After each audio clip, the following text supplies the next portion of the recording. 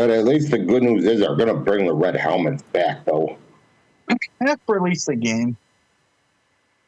Yeah. I mean, they're only wearing. It's not like they're wearing that alternate jersey for the whole season. They're only wearing it for 2 games, and that's it. That's fine. Can you both see the timer? Is it Yep. clear Yes. enough? Okay. All right, I'll reset the timer.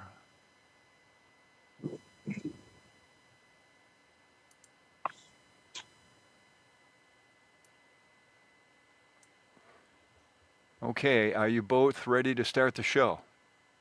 Yeah, go ahead. Anytime you're ready. Okay. Rob, Yeah. when the timer says on the air, you're on the air, okay? Sounds good. Here we go. Watch the timer.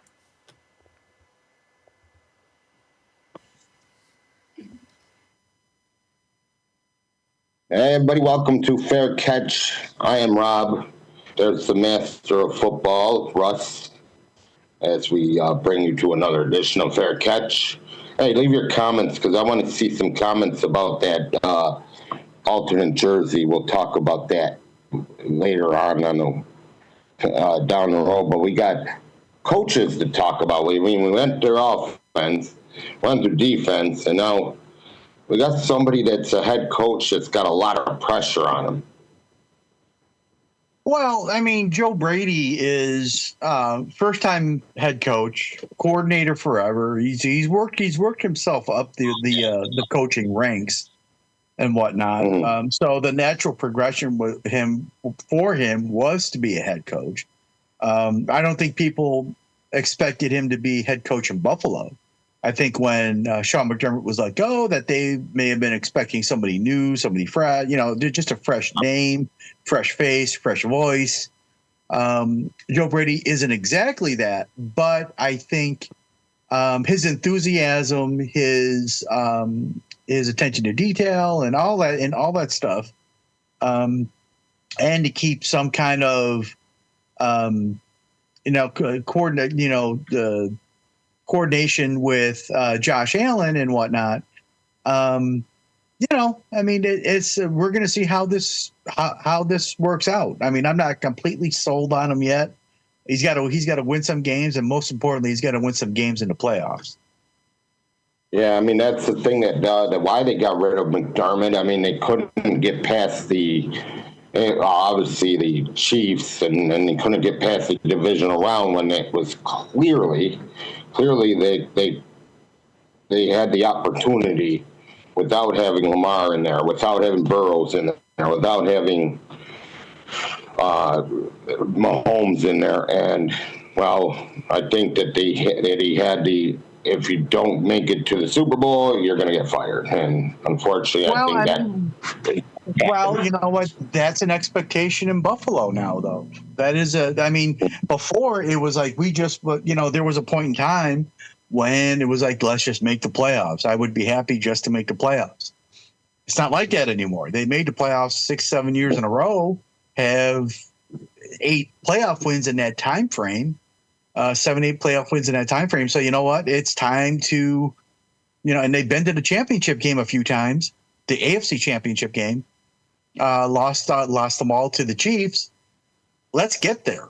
It's time to get to a Super Bowl and possibly and hopefully win one. Whether the changes that they've made can get them there, that's a wait and see, of course.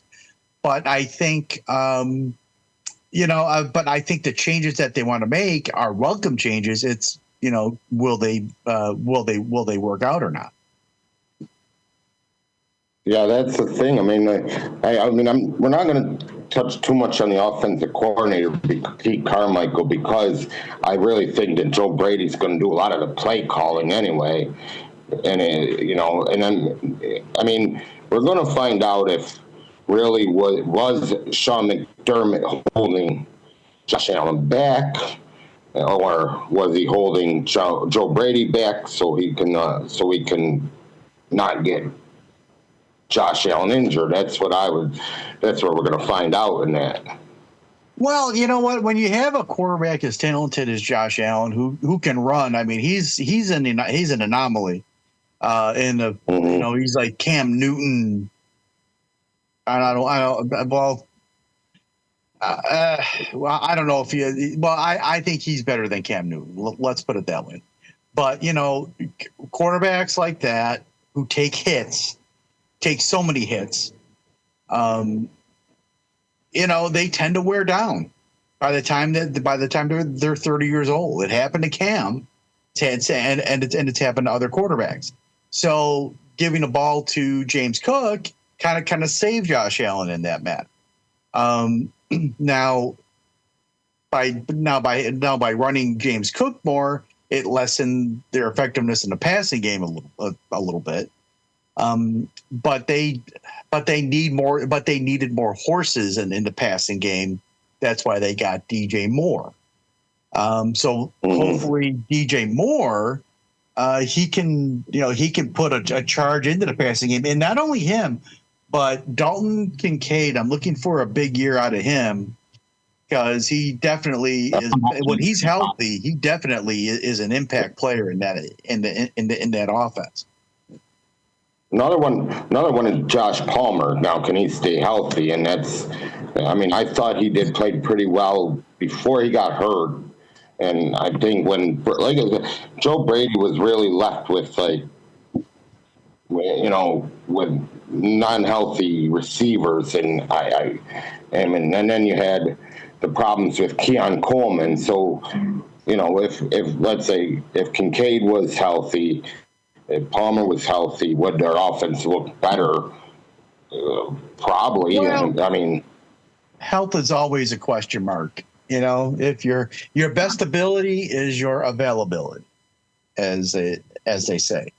So, you're looking at what here? You're looking at, Josh Palmer. Can he stay healthy? If they're going through training camp and they feel like that he's not the guy to be in their starting three, they can bring back Brandon Cooks. But there really isn't a whole lot available as far as receivers go in the free agent market right now, unless they want to make a trade. To give you an example, Tyreek Hill is available, but he doesn't think he's going to be able to play this year. Yeah, because of the leg injury that he suffered. Stephon Diggs is still out there, but who wants that drama? Deebo Samuel's out there. Yeah, they just signed Dante Pettis and cut Jalen Virgil. So Dante Pettis is your, veteran receiver in a way. Yeah. But I don't know if he's here for special teams. Dante Pettit had a game or two when he was with the 49ers. So he's not horrible, but he's like a fifth receiver at best. You got guys like Deebo Samuel, you got Curtis Samuel still out there, former Bill. You got DeAndre Hopkins who's out there. He's helping to coach. He's helping to coach up the Patriot receivers. Noah Brown, Keenan Allen. So you have some guys out there. You have Zay Jones, a former Bill. And you have Hunter Renfrow, Sterling Shepard. There's guys out there. But are they any better than Josh Palmer? I don't think so. And like I said, Stephon Diggs may be a better all-around receiver than Joshua Palmer, but who wants that drama? Plus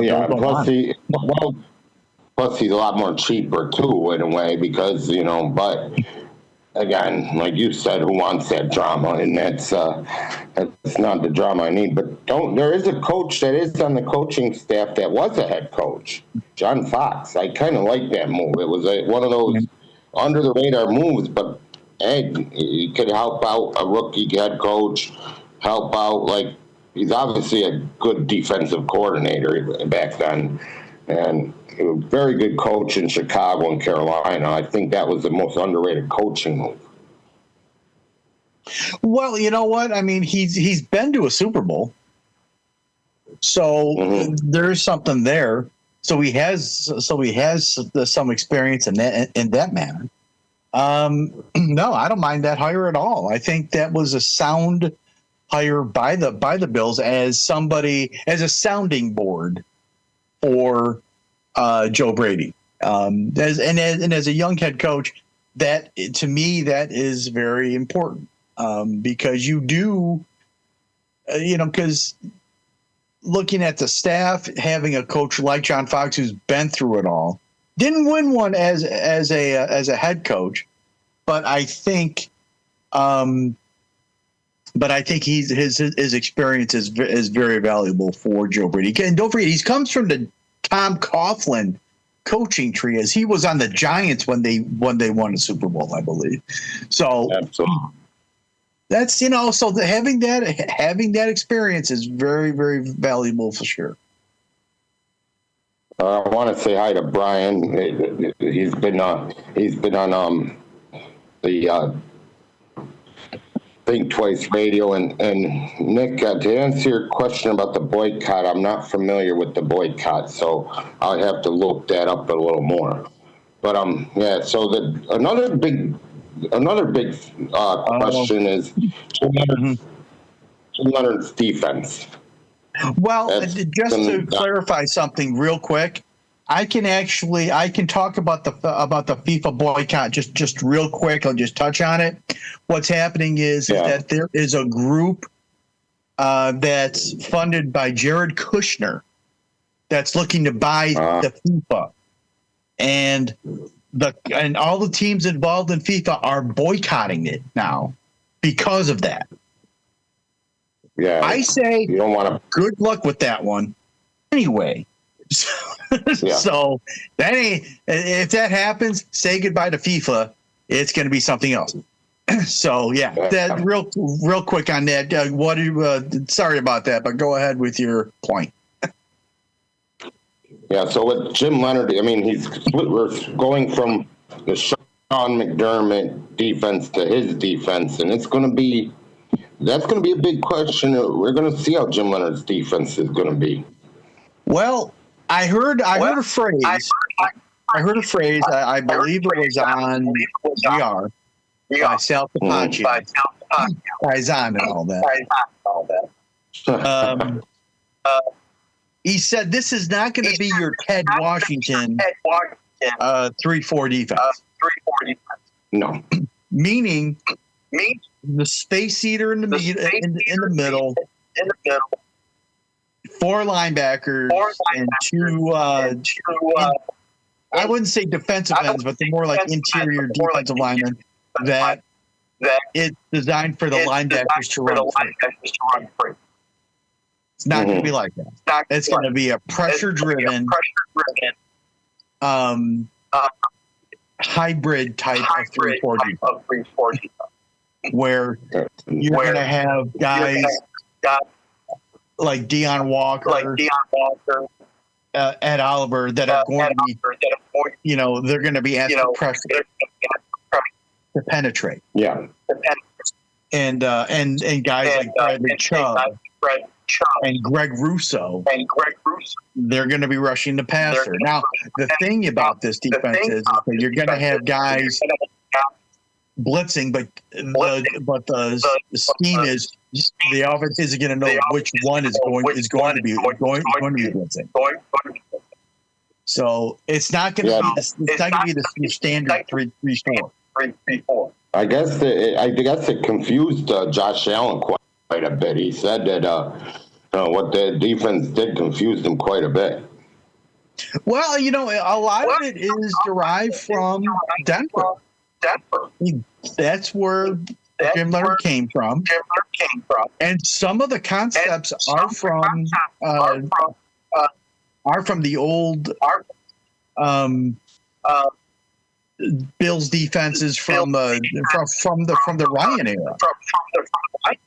Mm-hmm.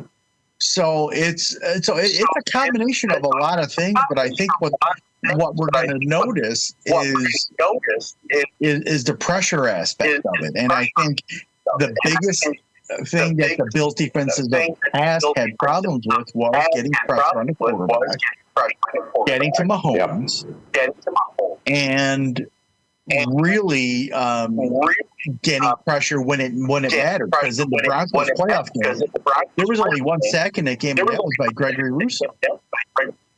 Yep. You know, you can't play it safe all the time. You got to be able to get to the quarterback. Yeah, there was a problem that I had with McDermott's defense too. I did not like the way that the corners played 10 yards, 5 yards off. Because then you're giving too much respect, especially to teams like Cincinnati, who, you know, Burrows sees Chase or Higgins open, he's going to definitely be like, well, yeah, he'll throw it to them, and they'll get 10 yards. That's how good they are. The thing about Cincinnati is that they have receivers that can get open at will. Jamar Chase, and you got Chad Brown coming out of the backfield. So, and Joe Burrow is a human computer, and very cool under pressure. He's proven that. He's been to a Super Bowl. He beat the Chiefs. So he's one up on Josh Allen in that aspect of it. But he just can't stay healthy. When he gets hurt, the team falls apart. So if he can stay healthy, the Bengals have a chance.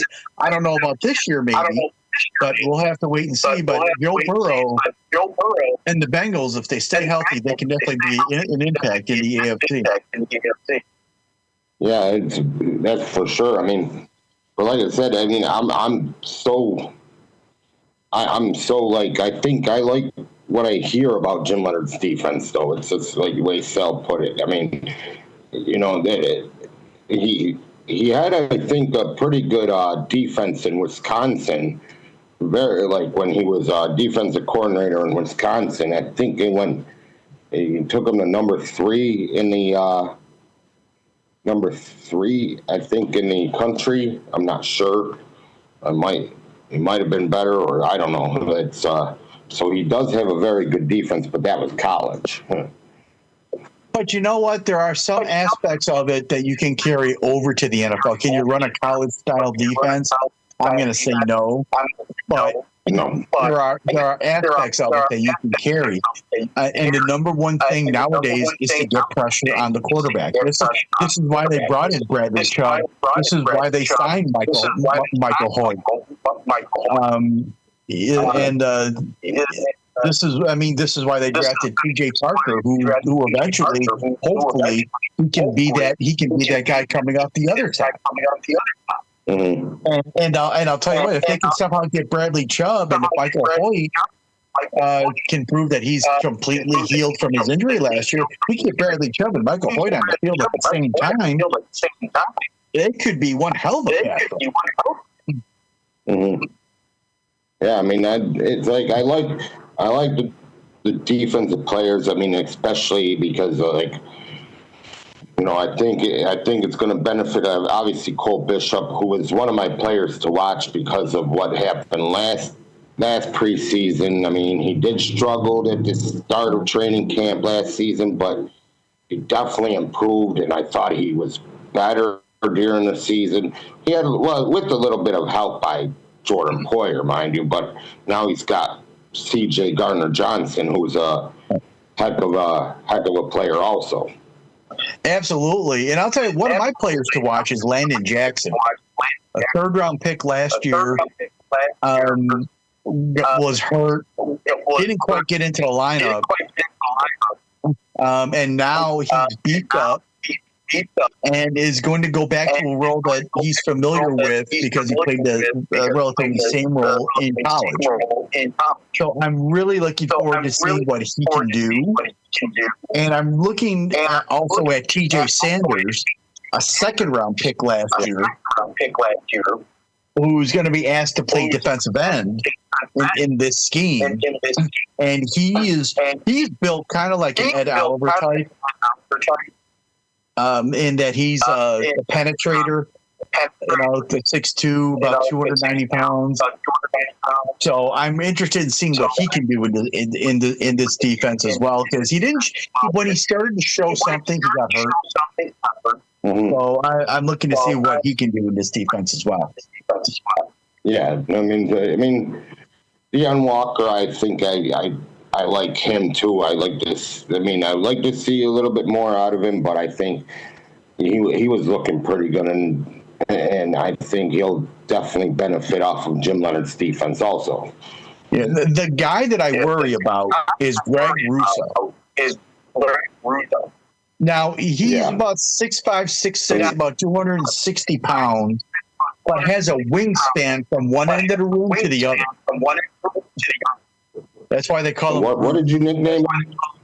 Yeah, then that's what I call him, a tree. Oh my God, his wingspan is incredible. But can he have the ability to drop into coverage at times? You know, and they're not going to ask him to do. They're not going to ask him to do man to man. It's going to be like he'll be given a zone to kind of, to kind of operate in, and see what he can do. Because to me, he's a hand in the ground defensive end. So now he's going to be rushing the passer the majority of the time, but those times that he drops back, hopefully he can hold up there. And T.J. Parker, the Bills' first pick this year in the second round, he's going to be a kid that is going to be very important. Yeah. And that because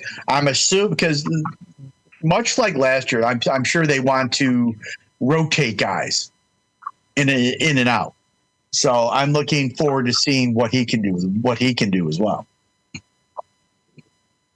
Yeah, the other guy that's on my player to watch list on defense is that Caleb Elarms-Orr, because he's basically getting a lot more snaps because of the injury to Dorian Williams, and I'm liking what I hear about him. I like some of the videos I've watched, seen from him. He seems like a kind of guy that can cover pretty good. You've got and having Terrell Bernard next to him will benefit him too. Just because I love Elam's-Orr. I think he's going to be starting. I think he's going to be the starting linebacker. I think this is a very important year for Dorian Williams because now you're looking at a contract year for him right now. Yeah. Will the Bills re-sign him? I don't know. Because at this point, another guy, well, if he can get healthy and prove himself in this defense, that would be great because they're thin at linebacker. I mean, because you're looking at Dorian Williams, Terrell Bernard, and then you're looking at Caleb Elam-Orr, and then who? Joe Anderson. He's Buffalo Joe. Love the guy, but he played primarily special teams. And then who? Well, Bradley Chubb is considered the linebacker also. They put him in as a linebacker. Well, but he's more of a pass rusher. He's more of a pass rusher coming off the edge. In the middle of the defense is where I'm concerned because I mean, and Terrell Bernard concerns me too because he hasn't proven he can play a full season yet. To be honest, so they are really thin at the linebacker linebacker position, and there really isn't a whole heck of a lot available in free agency right now. Now, keep in mind the Bills have $9.6 million, a little over the $9.6 million in cap space, and if you're looking at available linebackers, you're looking at Bobby Okereke, formerly of the Giants, Bobby Wagner, formerly of the Washington Commanders, Levante David. He's on the older side. He's like 36. He came formerly of the Tampa Bay Bucks. Logan Wilson, formerly of the Dallas Cowboys. Matt Milano's still out there. He's a little over 31. But he's also got a history of injuries. And these are not the injuries that are great. Bad knee injuries and So that's. But I do think I like that Bobby Wagner. I'm surprised they're not trying to grab him. I mean, Well, he's definitely to a be honest with future you, Hall. he's definitely one of the good linebackers. But at the age of 36, what can you expect out of him at this point? Shaq Thompson is out there. He expressed interest in coming back. So I wouldn't mind him because he really played well in the McDermott offense. I don't know what he could do in this defense, but if he can slide in the middle somewhere to back up, as a backup somewhere, to maybe Terrell Bernard at least, have him there. I think that would be that would be a great move. Mm-hmm. Yeah, and plus, I mean, he's also won a Super Bowl with Seattle. Don't forget. I mean, and this is back with the Legion of Boom, and that's a guy. That's a guy that I would like to see. But we'll see what happens. I mean, don't forget, at the end of August, there's always player cuts. There could be a player, like a linebacker here or there. So, there's always definitely waiting. Well, there's definitely cap casualties, as they say. There's definitely cap casualties. I mean, Buffalo could have a couple of cap casualties as well. Yeah, I mean, one of the ones possibly is, you go to the offensive side of the ball, you're looking at Joshua Palmer possibly being a cap casualty. On the defensive side, that's tough. I mean, Dwayne Carter coming back from a horrible Achilles injury himself. I mean, that could be a guy that could be gone. So you don't know what you're getting out of him right now. I mean, maybe DeMar Hamlin. Does he have a place on this defense? Because right now you're looking at Cole Bishop, C.J. Gardner-Johnson, Jalen Kilgore, a very interesting 5th-round pick, and then Geno Stone. Jalen Kilgore was another player that I have to watch because I think he could really make turn some heads though, because like you're saying, I don't think DeMar Hamlin's going to be on the team after this. I mean, and he's showing some nice ability too, Kilgore, on the practice. And I'll tell you a guy. And the one of the key positions on the McDermott defense was the nickelback position, because the majority of the time they played with more or less a 4-2-5. Pretty much the front four, Terrell Bernard, Dorian Williams, Matt Milano, pick and choose your 2 linebackers there. And then Taron Johnson was your nickelback, and one of the best nickelbacks in the NFL for sure. He's no longer on the team. So you're looking at now I don't know how much the nickelback is going to be, playing at this point. Will the nickelback play as much as Taron Johnson did? I don't know. But right now, D. Alford, an unrestricted free agent signing from Atlanta, is your top nickelback. And here's another name to look out for: Jordan Hancock. I have him. Yep, exactly. And he came from Ohio State, I believe, the Buckeyes. And he played some safety last year. Now he's going to be in the nickelback position. If he can develop into a serviceable nickelback and have some of that safety experience, he could be a very valuable piece in that he can go back and forth in case of injury and whatnot. But I look for him. I look for Davison Igbinosun. Thank God. I studied that name, by the way. So I don't So, I mean, those are a couple of guys, but I'm looking at Jordan Hancock as being a possible starter at the nickelback position, depending on D. Alford. Yeah, that's what I like about Jordan Hancock too. Versatile. That's the thing of him. The versatility. He can play cornerback. He can play safety. I'm sure he could play nickelback too. I mean, and he's young too. Still young. Taron Johnson, unfortunately, age is a factor. But I mean, don't get me wrong. I love Taron Johnson. I hope he does well with the Raiders. So. You know, but the position that I hope they find some depth at is the cornerback position, because now you're looking at Christian Benford. He's solid. We know that. Maxwell Hairston, can he stay healthy? That's the key there. He's got speed to burn. We all know that.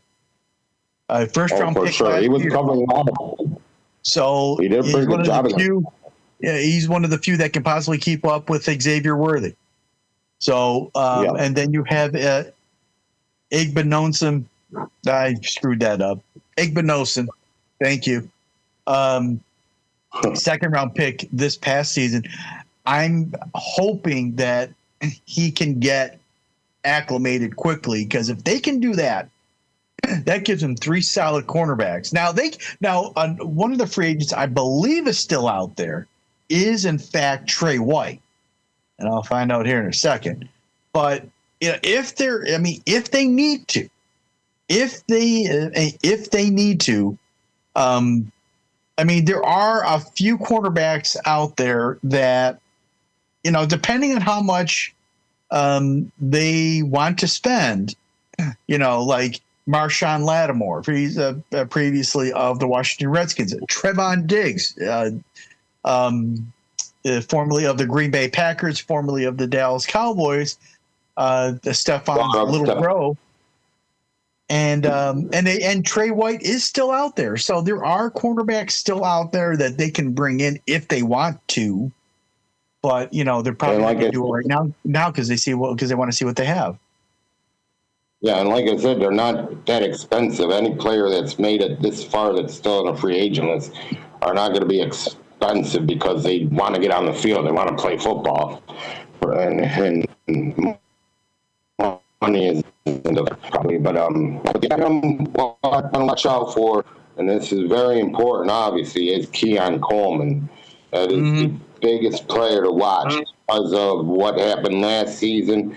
It started off good last season, and then you don't show up to meetings, get suspended for a quarter or two, and then not watching. Here's the problem you have. Okay, you have a young kid, and when I say young kid, he was a kid when they drafted him. He was 20 years old. Yeah. Okay. When you draft a kid now 22. 22, he's 22 and going into his third year. Normally you're looking at a kid in his third year going to that's a 24, 25, a little more mature. So, and normally you're drafting a kid at 22. So he got a head start. I would like to think, because he's worked out with some veteran receivers over the summer. And Joe Brady is behind this kid 1,000%, where maybe McDermott got sick of his antics, late for meetings and blah, blah, blah, this and the other thing. Hopefully, over the past year, he has matured. He's worked out with some veteran receivers. Let's see what he's got. I mean, you have nothing to lose by seeing what he's got. And if he shows some maturity and he can prove that he can play, he can go back to where he tore up the Ravens the first week. Sure, why not? He's got talent. I've seen it. I mean, the way especially his rookie year, the way he went up the ladder and against the Jets for a touchdown that wasn't even pretty much. Like it was like Josh Allen doing one of those crazy throws, and he did that, go up the ladder and make a catch for a touchdown. So it's like he does have talent. There's talent right there. Everybody was concerned about, his ability to separate. And it's like, he can get open. He can get open. Mm-hmm. It's just the route running. He I'm not saying loss of concentration and whatnot, but that does tend to happen with him. But let's see. I mean, he's a definite wait and see. I think it's more or less, to me anyway, it's a battle between him and Joshua Palmer in many aspects. Yeah, because I think now Gal is going to jump up the depth chart. I mean, because now, I mean, you're looking at Skylar Bell. He's on the team now. So we'll have to wait and see like what he can do in this offense. I mean, I hope he can make some kind of an impact, because he's one of those guys that is not the biggest guy, not the fastest guy, but is a good route runner in many ways, like DJ Moore. Mm-hmm. So and he's a fourth round pick, and a lot of people were expecting him to go earlier than the fourth round. So we would have to wait and see, exactly where he fits and whatnot. But having Keon Coleman come through, that would be huge. But honestly, I think it comes down to Joshua Palmer to see if he can make some kind of an impact in training camp and in the preseason. Because if he doesn't, then he's out the door. Yeah, and there's also a receiver that's on the free agent market too. Brandon Cooks wants to come back. And what he said about to the Buffalo News that he definitely, or to Tim Graham, excuse me, that he wants to come back to the Bills. But like I said, right now they're pretty much stocked at wide receiver. So I mean, they still got Nicole Hardman too. He's still on the roster, but whether he's here, and like I said, they just signed Dante Pettis, so it's kind of a loaded receiving room right now. I wouldn't call it a loaded receiving room. I think it's more or less it's a crowded receiving room. Not necessarily. Yeah. I mean, they have okay depth. They have DJ Moore. He's their number one. They have Khalil Shakir. He's a firm number two. And then after that, it's a bunch of, okay, who can come through with us? Who can come through for us? Kind of thing. So you're looking at, again, Palmer, Skylar Bell, Macaulay Hardman, and Keon Coleman. If you see one of these guys cut, you can rest assured that they're going to bring in another guy. Brandon Cooks would be that guy, or one of the people, or one of the guys I mentioned earlier. Yeah, which, like I said, Stephon Diggs, and Josh Allen could get along again. Which I think that wasn't a problem. I think Stephon Diggs was definitely a competitor wanting to win a Super Bowl, and unfortunately, it didn't happen. So I could see why he was upset. Well, it's the drama. If time goes on and it gets to a point where the Bills are looking at their receiver room and they go, okay, we can go Brandon Cooks. Stephon's still out there. What do you guys think? And then it comes down to, okay, and it comes down to how much money, of course, because with $9.6 million, you can make a move. Can you make multiple moves?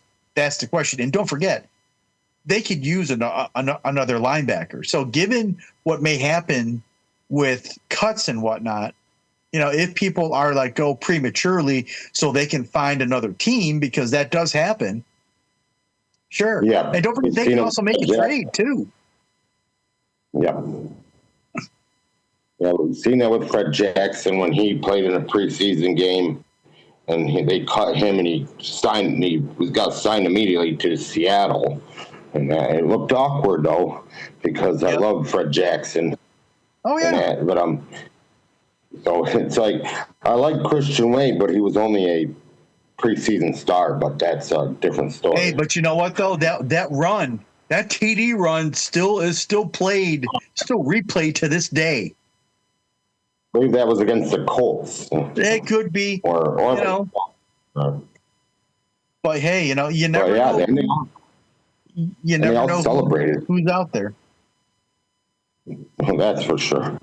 You know, but I mean, we had Frank Gore Jr., so he was a preseason star too. But you know what though, Franco Jr. He's still there. He's still there, and you know what? He if given the opportunity, because he did show a flash here and there.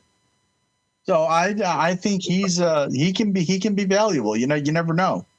Yeah, but it depends on injuries, though. I mean, if he's up there on the depth chart, like maybe fourth, and say Ty Johnson or Ray Davis or James Cook gets injured, which I hope none of them do, because then he could come in, and obviously he's built like his father too. So I can't. Oh my God, say anything. That's ridiculous. Are you kidding me? That is ridiculous. What happened with that? Frank Gore Sr. literally went to the copied himself into his son. It's amazing. And it's amazing how long Frank Gore played too, for being a running back. 17 years or whatever it was. It's like you're never going to find that again, for sure. Yeah. But I'll bring up another name for you on the offensive side of the ball, and this goes back for a lot of Bills fans. The last name of Fina, Bruno Fina, who was signed as a college free agent, and damned if he's not built like his dad. He's the offensive guard at this point. I wouldn't be surprised if he made the roster or made the practice squad. You think his dad coached him up a little bit? You know, during his career? Or his uncle. Oh, my goodness. But yeah. You know, because, so he could be a back for one of them. I mean, if there's a position that you can make the team as a college free agent, it's guard. So I'm looking forward to seeing what he can do, and to see if he can, work his way up the ladder as well.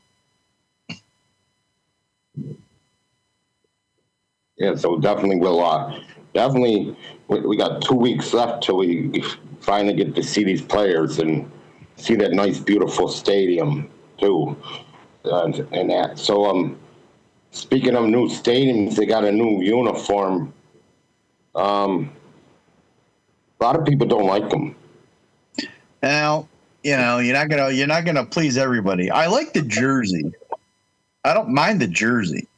I think the issue seems to be more about the helmet than the jersey. Yeah. It looks like the logo onto the helmet. Just plopped it on. Yeah, I'm not too crazy about the logo on the helmet, but the jersey itself, I don't mind. I kind of like the combination that they have going on there. Yeah, there's too many. There's other teams that have gray in their uniform, like Detroit and Seattle. So it's like I think it's being overdone in some type of way. But I do like the numbers. I mean, it's that bright blue that we normally wear, but I'm not. But gray, I'm not. Maybe I'm not used to them wearing gray. No, you're not. I mean, there is some Detroit in there as far as like the color scheme per se. Let's not forget how the Bills were born. Way back when, Ralph Wilson, who owned a piece, a little piece or a little stake in the Detroit Lions. The Bills' first season, they used pretty much the Lions color scheme in their very first year in the AFL. So in a way, it's kind of a throwback to that in a way. Yeah. But as far as a jersey, I don't mind the jersey at all. I think I'm going to get one. So there. Yeah, I think what the Bills should have done is kept, like, you could keep the blue helmet, but use their logo, like you have on the red helmets, like you have on the white helmets. I think everybody would have appreciated it. I think Josh Allen at one of the blue and red games came out with it on, and it looked impressive because you could see them. Yeah, I think this is much to do. I don't want to say it's much to do about nothing, but if this is their fans' biggest concern, I'll take that. Mm-hmm. But I honestly don't have a concern about it. I mean, I like the jersey. The helmet is but the color of the helmet I like. I like the color I like the color scheme of the helmet. The logo. That's what I mean. I like the blue, but I think just the logo, they should have just kept their logo, just put it on the helmet the way it's normally on. I think I think people are working too hard and trying too hard, trying to think of something different, which is fine. People can do that. How it's received, because people don't like change in general. They don't like change. So it's more or less, it's like, okay, here's this. What do you guys think? Oh, you hate it? Oh, well, too bad. So, yeah. The color scheme I would like to see is black for a season. Because I saw a rendering of black jersey with white numbers and with a red border on it, and a black helmet. I would like to see that. Yeah, but I guess there is a rule that the NFL has. If you never had that color at all, like you never wore that color, that you cannot do it. Now the reason why they picked gray, because they did wear gray back in the heyday, and it was in their helmet, and obviously they're in the red. If they have anything red, white, and blue, so that's probably the big reason why they don't have black. But I mean, they're the no fun league for no. Well, they're just the no fun league, like they advertise. So, however, but hey, you know what? You're who knows? And next year, who knows what they'll come up with next year? Red helmet, the '90s look. Oh, geez, enough with the red helmet thing. Just. The '90s look. That's all. But I'm like, hey, I said in the pre-show, I'm a traditionalist. I like old uniforms, like Tampa Bay's creamsicle. I mean, that's a fun one to look at, to watch. And then obviously the. Yeah, what uniforms I used to like were the Houston Oilers. Oh yeah. Now Tennessee is doing that color. They're doing that color scheme. Yeah, and Earl Campbell way back when, and whatnot. Warren Moon, Dan Pastorini. Way back when. So 35 to. Oh wait. What happened after that? Oh. And then you got the classic Raider uniform. They really haven't changed over time. The 49ers uniform, they really haven't changed. The Dallas Cowboys. Seattle brought something back that I like, that silver helmet with that blue. It brings you back with Steve Largent and David Craig and Jim Zorn. And the Kingdom. Yeah. Man, Oh my God. Man, and The wave. like I said, yep. That's a tradition. Like I like, like the Falcons. You can make fun of their uniforms. They've switched it up too many times. Like I love those red. Like when they wore against us, the red helmet, the black. I loved it, and even when they switched to a black helmet with the Falcon that they had on the red helmets, they look cool. Yeah, yeah. Now they're doing. I remember Jerry Glanville was like, because they switched to the black uniforms the year that Jerry Glanville became head coach. And he goes to wear black too. Yeah, so so that kind of fit, But you look at some of the uniforms, way back when. When the Bengals switched helmets they used to have like the Bengals spelled out on their helmets like years and years ago, and then they changed to the Bengal type design on the helmets. I thought that was cool when they made that change. Of the uniforms, the Steelers have been classic for decades. They haven't changed at all. I just take the Bumblebee one. The Bumblebee one. And it didn't the Giants have an old jersey that made them look like the Montreal Canadiens too. And that was one thing that I kind of thought when that one game when they played in Minnesota.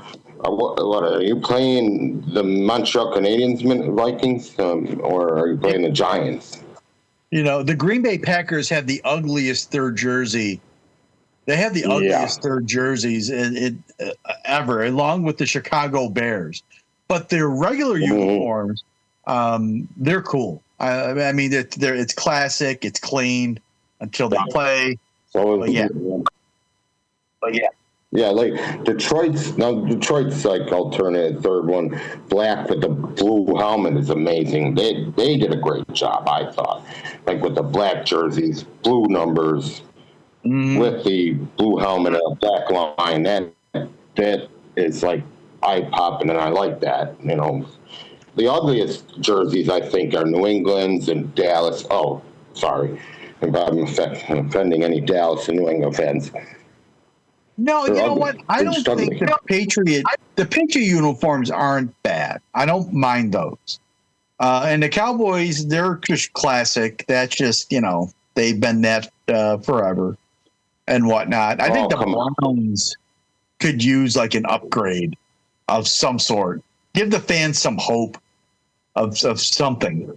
If they're going to be that bad of a team, at least have a nice uniform. That the fans can wear.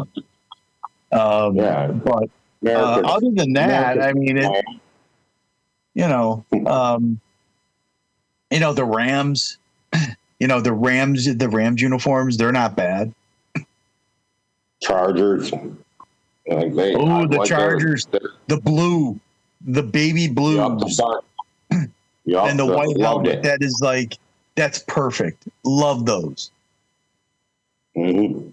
And then obviously they have I think who was it that the Jets bringing back those green helmets with the Jets. It reminds me of Kenny O'Brien and a little bit of Boomer Esiason. I liked the white helmet. Yes, the Joe Namath uniform. I thought those were cool. I like those. Those weren't bad. Oh, stop it. Stop it. Those were good. But I do, like I said, I like the green helmets too. So they were like when I was watching last year Tampa Bay and the Jets game, it looked like the 1980s written all over again with a newer version of it. But hey. Yeah. But I think the Washington Commanders need an upgrade of some sort. I think they need a new color scheme because it's more of the Redskins colors than it is the Like, and that to me is like, you know, you kind of should change colors to represent a commander or something like that. Like New Orleans, I do like some of their jerseys now. They're getting like they're changing it up a little bit with like the black one, a black helmet or something. Like I think that but they've gotten better with their jerseys too. Mm-hmm. Oh, definitely. And the Miami Dolphins don't care. Yeah, Don't care. Aqua sucks anyway. Well, you know what? I don't mind. I don't bad. mind the. I don't mind the Aqua. It's just the Dolphins, and I can't stand them to begin with. Mm-hmm. Yeah, squish the fish again. Then you have what? Then you had, if you remember how terrible Jacksonville's color rush jersey was. They looked like pajamas. They did. Those all, whatever color you want to call it, ugly yellow or gold, ugly gold. They looked like PJs. Yeah, pretty I like much. their first.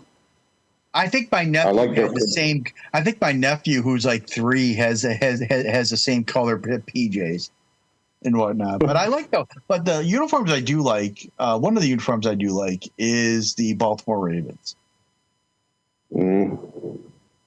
Yeah, I think they're good.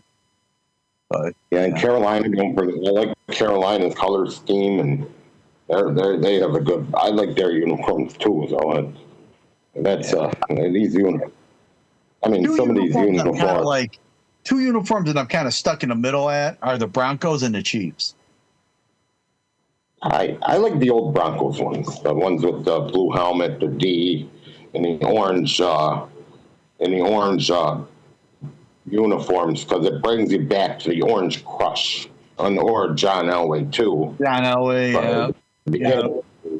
That, I mean, it's all right. I mean, but that and the Colts, they've always had a nice jersey. I mean, they are traditionalists, and the Browns, I don't know what to say about them. No, the Browns just need something. Just give the people something to cheer for. Right now, they have Deshaun Watson as their starting quarterback, barring any more incidents in massage parlors. So there's a problem. They can't cut him. They can't cut him. Oh my God! Otherwise, it's a fully guaranteed contract. Way to go, Jimmy Haslam. You. Oh my God! I could say a few words on that, but you have a record of quarterbacks too. No, they have the record. Like how many starting quarterbacks had? You would think if there's a team that you could go to that you would have a chance to start, that would be it. And Shedeur Sanders is like, bruh, can you leave already? You know? But yeah, so the Browns are the Browns, and that's just, they might win a couple games early on to give their fans some hope, but we all know what happens in the end. Mm-hmm. The Browns do Brownsy things, so there you go. Yeah, and I guess they call the stadium a mistake by the lake, and that's all pretty much. That went underwater after. And I guess they're trying to get a new stadium, too. Yeah. So we'll have to wait and see. And how about this? The Chicago Bears might be playing in Indiana. Yep. And Chicago's in Illinois, but yet playing in Indiana. Now, I guess where the proposed new stadium is in Indiana, it's not that far away from where they are. But it's like, yeah. Oh, and the Kansas City Chiefs may be moving out of Missouri and playing in the state of Kansas. I'm still playing in Kansas City, technically. Technically, right? It's like, oh my God, Kansas City, Missouri, or the state of Kansas. So you really not changing it. But how weird would that be? It's like, good Lord. Oh, well, they still can go over the border. I mean, that's okay. And traveling's not that bad. Well, I'll tell you what, though. How many hardcore Chiefs fans would say no to that? You know? Well, we'll see. Yeah, We'll exactly. definitely see. Yeah, so. All right, next week I will be on another show. I'll be talking to puppets. Yeah. Wish me luck on that. But hey, it'll be fun. So, but our next time we're on, we'll have a preseason game that week. Ooh, that's going to be football's back. Ooh. it'll be fun. And over tomorrow, Mixed World. And then thank you, Nick, for commenting, and Brian. And then Saturday, obviously, no exit experience. Hey, I'm throwing out a challenge. Wear your best Bills jersey. Oh, I got great Bills stuff that I can wear, but Well, there you go. I'm not going to wear red and blue makeup on my face yet. By the way, Mick says, nice show. Thanks, Mick, and you have a great show as well. You got the great show there, Mixed World, tomorrow. And